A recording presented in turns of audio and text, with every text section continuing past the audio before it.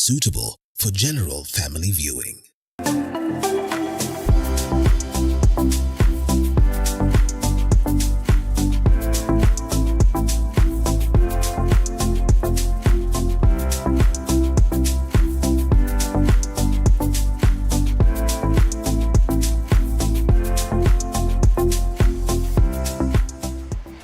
And welcome to yet another episode of The Grind with me, your host, Hibak Saeed.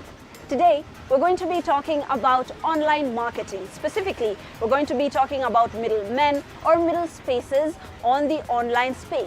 Now, these are people who are going to help you either buy or sell your product where you only trust one person, the middleman. But first, let's look at the market margins.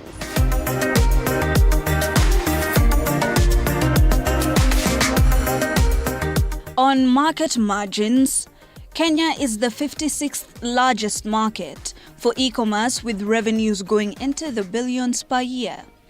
This is mainly propelled by the fact that internet penetration is a little over 40%, where the youth are the savviest internet demographic. So where does this place traders? Well, the revenue compound growth, which is essentially the growth rate of money accrued from the internet in general, stands at an average 6% annually. Therefore, it is a solid platform to base your business on, in case you want to venture through it, assuring you of a wider outreach than sticking to physical spaces for trading. Kenyan online market, from these numbers, contributed to the worldwide growth rate of 9.6% in 2023. With the 5 leading markets being electronics and media, which account for 41.8% of total revenue, followed closely by fashion with 34.3%, toys, hobby and DIY with 11.8%, while furniture and appliances stand at 7.2%, and food and personal care with the remaining 4.8%. Now, online marketplaces are not necessarily a foreign concept. Often, individuals engage in the buying and selling of items on social media platforms and not full-fledged websites for trade. However, it is often recommended to have a corresponding website for authenticity and validity.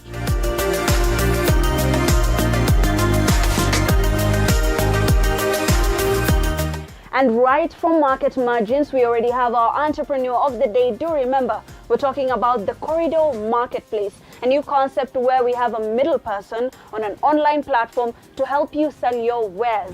If you could just start by introducing yourself, what is your name, what is the corridor marketplace?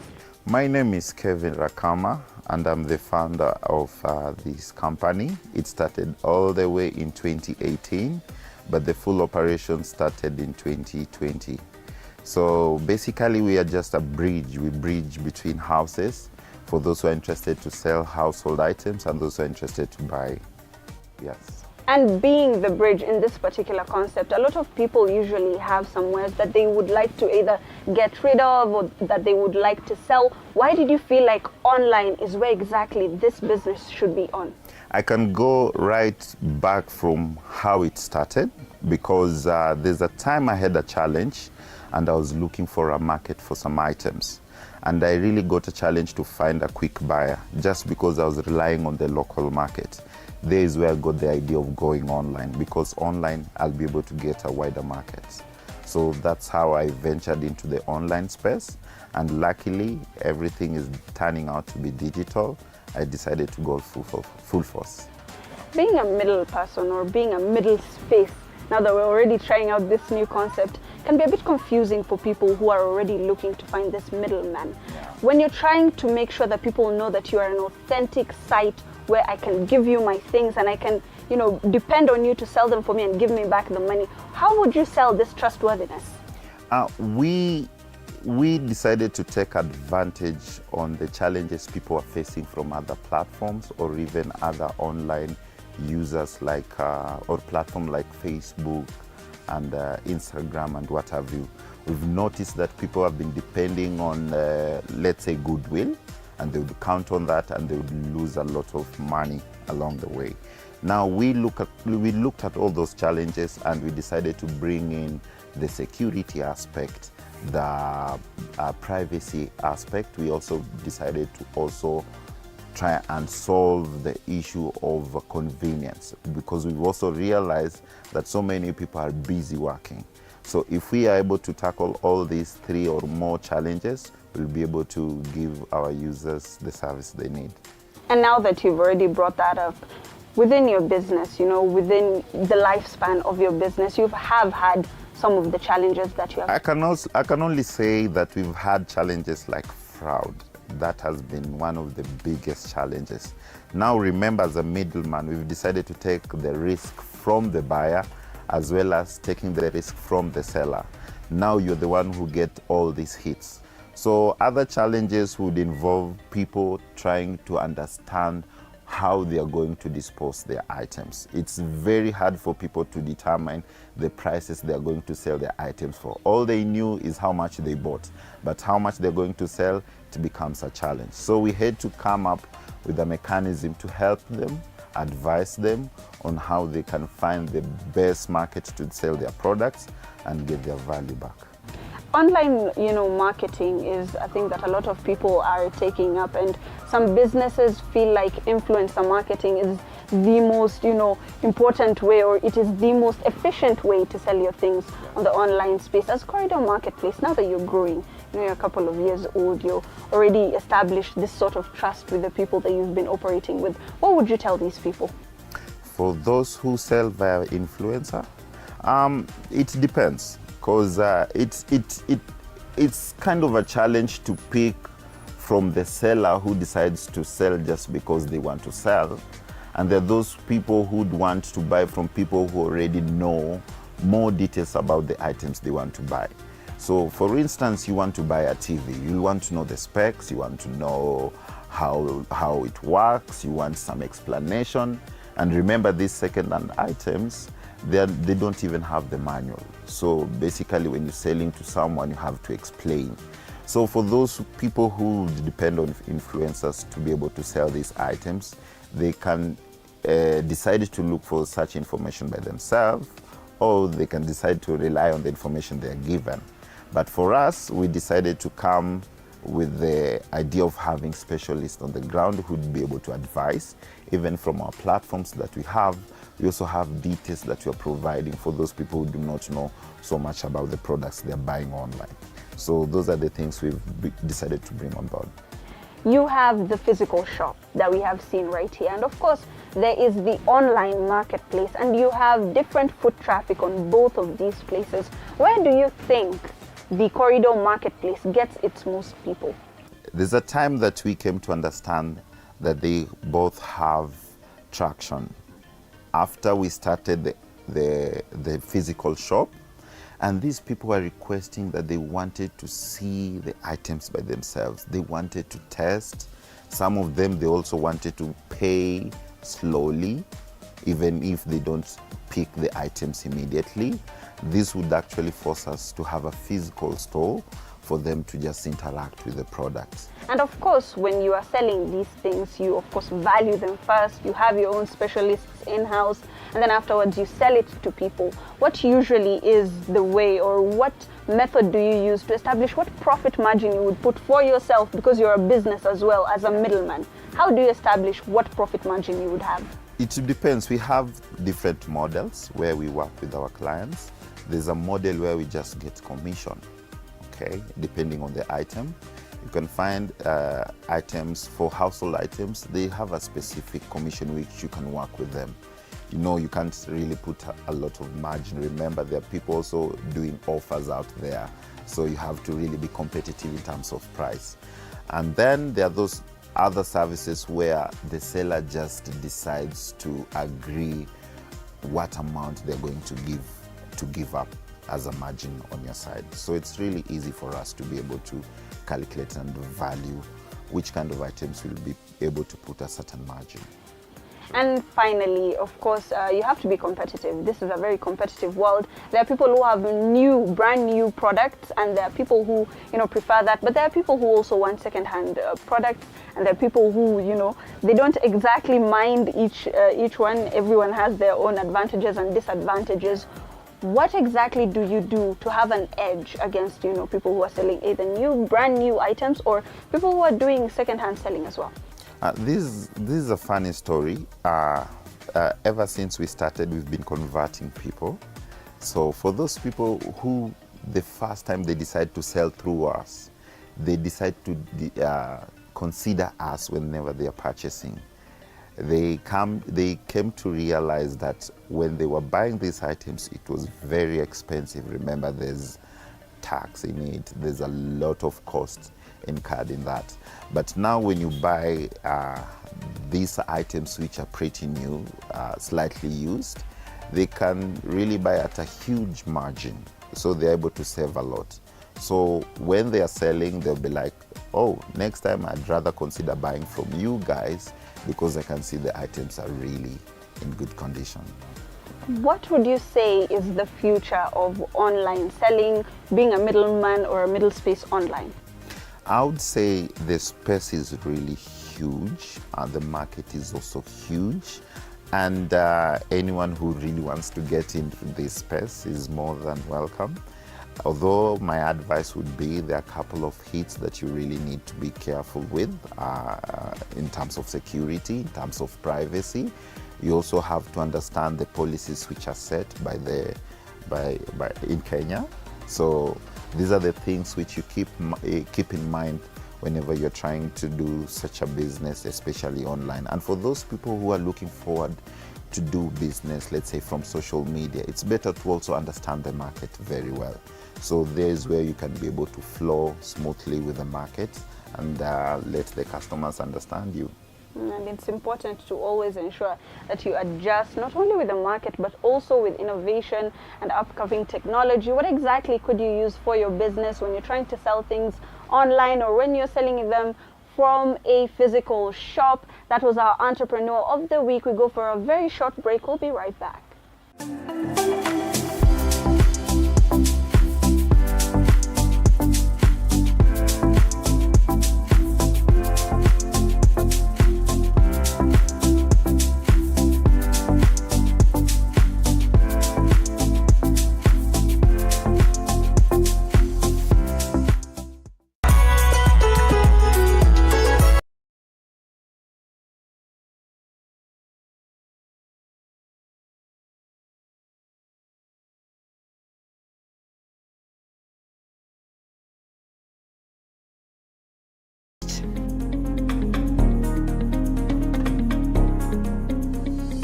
This is a commercial enterprise, and that needs to be a return on investment. The market linkage is dynamic. So it's quite a complex, but it can be navigated if there is coordination and unity of purpose.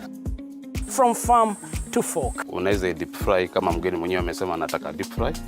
Unaweza grill kama mgeni amesema anataka grill. Na kama anataka sasa ya sauce ile ya ginger, ndo tunaenda tunaiprepare kwa sauce sasa.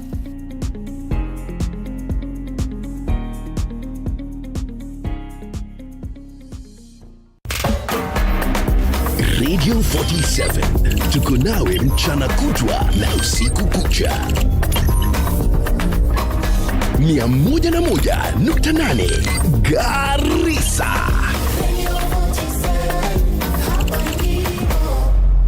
Tunavuma na bado.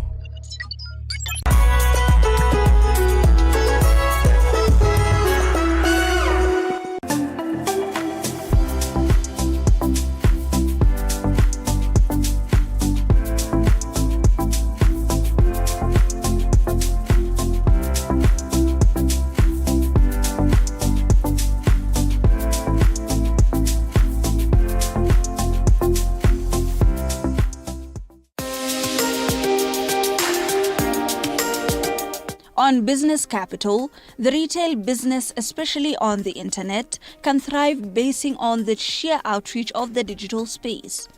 With 80% internet connectivity in Kenya and a continued rollout of broadband for last-mile connectivity, even MSMEs could tap into promising numbers on the continental and global scale.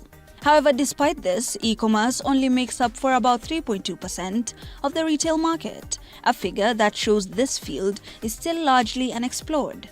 The factors that are deterring this growth include, but are not limited to, a policy framework. Now the ever-changing landscape of the internet makes it hard to enforce a singular framework that protects buyers and sellers. 2. Authenticity. Unless one takes the chance, it is often hard to tell if a site or page is truthfully buying or selling or not. 3. Behavior and mannerism. A lot of Kenyan customers and traders prefer physical shops when conducting business and have not adjusted to doing so digitally. So how can you authenticate such pages for buying and or selling? Now, doing this could be tricky, but here are some tips that could help. 1. Check the padlock on the address bar. When checking an e-commerce site's credentials, start with the address bar. Often, hackers will use URLs that are very close to the real site's URL, but not quite the same. Look for typos or use Google to see if a search takes you to the same page. Also, look for a padlock icon in the address bar. You can click on the padlock and look at the drop-down menu that provides information, such as if the site has a valid certificate like SSL, which is verifying that the web address belongs to the company, how many cookies are in use, other site settings, and whether your information is safe when sent to the site. Now you can use the Google Transparency Report. Google's safe browsing technology crawls through billions of web addresses every day on the lookout for unsafe websites. The technology discovers thousands daily, often legitimate sites that have been compromised. Warnings for unsafe sites pop up in your browser and on the Google search engine. You can also search specific URLs to see if a site has been compromised. Now you can check the company's social media presence. It's worth checking a company on social media to see if they appear to have a genuine following and legitimate posts. Here are tips on spotting fake social media accounts, including those on LinkedIn, Facebook, Twitter, and even Instagram. Now you should look for accounts with poor or no content and stock or recycled images. You can look out for poor engagement with followers, a lack of transparency about who runs the account, phony reviews, or links to phishing scams and malware. You can also review the company's contact info. This is another way to test the legitimacy of an online retail store and to check its contact information. Does it have a physical address, a phone number, and an email contact? Does the email address on the contact page have the company domain name on it? Or is it generic, like maybe a Gmail address? If you send an email, does it get delivered? You can also analyze the overall look of the website. Now you can check to see if the e-commerce site looks as if it has been professionally produced or whether it has been thrown together. Are there typos, grammar errors, poor quality images, and a sloppy design? Does it have a poorly worded return policy or no return policy at all? All the things that undermine the professional appearance and authenticity of a site should be red flags and should convince you that you're on a scam website. You can also verify if there are company reviews. If the online company is a legitimate website and not a scam site and has been around for a while, there should be authentic third-party reviews from previous customers. Review sites include Google My Business, Amazon, and even Yelp. If the reviews are uniformly bad or, on the other hand, you have another type of problem to confront. And remember, moving your business to the digital space is inevitable, but also promising. Whether you're buying or selling, the internet promises to always give us access to more. Right, and from the details in our business capital, let's focus on our business expert of the week.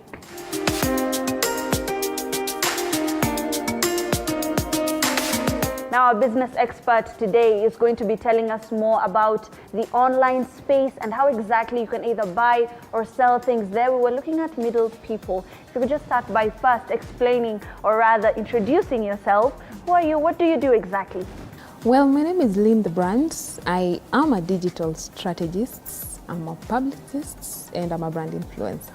Lynn, this week we were focusing on middle spaces or middlemen who work in the internet space or in the digital space. We were looking at an entrepreneur who had decided that they would be selling second-hand items on the internet, and they're connecting buyers and sellers, so they are kind of a middle space. How exactly is this business viable right now when we're in the internet age? Well, actually, I would say that right now, unlike the way we used to do things in the past. In the past we used to be so analog. Now we are heading into the digital space, and the space that we are heading into right now, actually, it's a very huge and a very important space. I think it's a high time for people in the business world, people who are looking at growing their businesses and all that. It's a high time that they start focusing on the digital space, because nowadays a lot of clients are online, a lot of people who are interested. We are on our phones 24/7.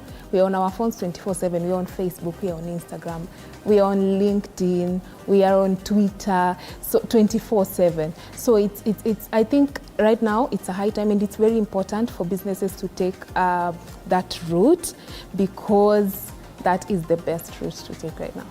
Lynn, one of the challenges that came up is, the aspect of trustworthiness. You're giving your items to a person that you do not know to sell to another person that you do not know, or you're buying from someone you do not know. These are second-hand items.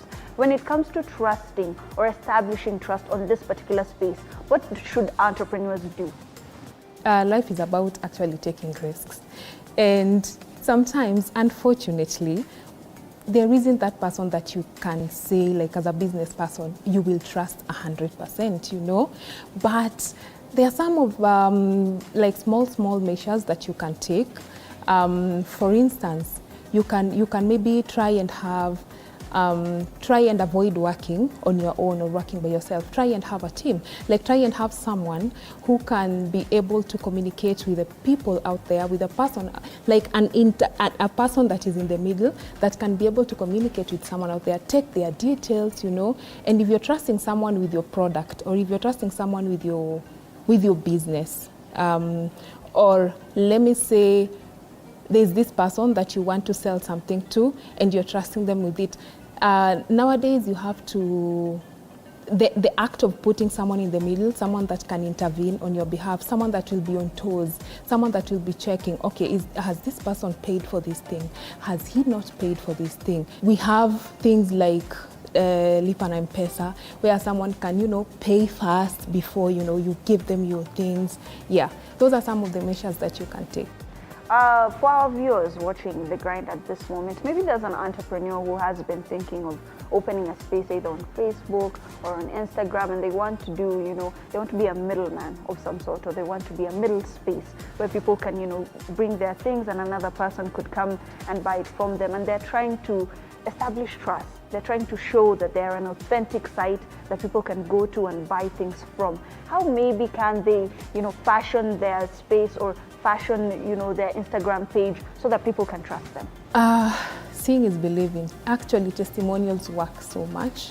I have seen businesses that uses testimonials to just, market what they are doing. So for instance, if I'm a middleman, I would say the first thing that I would work on is to try and get testimonials, maybe from either one person or two people that you have worked with previously. Try and get the testimonials, try and package them well, brand your company, make it look neat, make it look professional, make it look, even if it's the small things like captions, people nowadays ignore captions. They're like, let me just write any caption as long as it goes with the thing that I'm selling, or as long as it goes with, no, work on your captions. There's a way you can package it. There's a way you can package your portfolio, which are your social media platforms, in a way that even me as Lynn, if I'm a client and I go to your social media, I would want to work with you immediately because of the way you have packaged your brand, the way you have packaged your business. And on top of that, you add testimonials onto it. One of the things that we were discussing with our Entrepreneur of the Week is the significance of either having a physical shop in comparison to having a digital space, having both, or not have any, or not just having the physical space altogether and just having a digital platform. What would you say as a digital strategist is the importance of either having both or just having a digital space? I would say it's important to have a physical place as well, in as much as you're doing well in the digital space. Because the physical space, I've also seen entrepreneurs who they don't have walk-ins at all. They have a physical space, but they don't have walk-ins. All of their clients are from the digital space. So they use the space to just maybe store their products, and they use it as an office or somewhere where a client can come. Either if a client maybe was not happy with something, at least I know I can go there and I can talk to that person on a one-on-one level. So in as far as it's important to thrive in the digital space, I would advise that if finances allow, because now it's also a process. You know, you can't start, most of these entrepreneurs started on the digital space, and then when the business grew now, they looked for a physical location. So if your finances allows you to, then I would advise you just get a small physical location. It doesn't have to be big. Even if it's just somewhere, it's a small office whereby maybe you store your things, or someone can just come and, you know, talk to you on a one-on-one level. And finally, Lynn, because we unfortunately have to conclude this particular conversation on policies, on matters policies and regulations. Of course, the internet is ever changing. It's so hard to put laws in that particular space, especially protecting either buyers or sellers. Would there be any recommendations that you would make on that front? Well, the internet space is a very tricky space because it keeps changing, and unfortunately, we still don't have like laws and regulations that can cover and protect people who are in the digital space like 100%, you know. So I think I will just advise us to be in as far as you're in the digital space. I'll just advise us to. We can create our own laws and stick by them, you know. We can create our own laws. Me as a company, I can create my own laws and try as much as I can to stick by them, because unfortunately we don't have like laws that can protect people who are in the digital space 100%. Maybe I can work on something like that in the future. Yeah, for the sake of people who are in the digital space. But for now, I think I would advise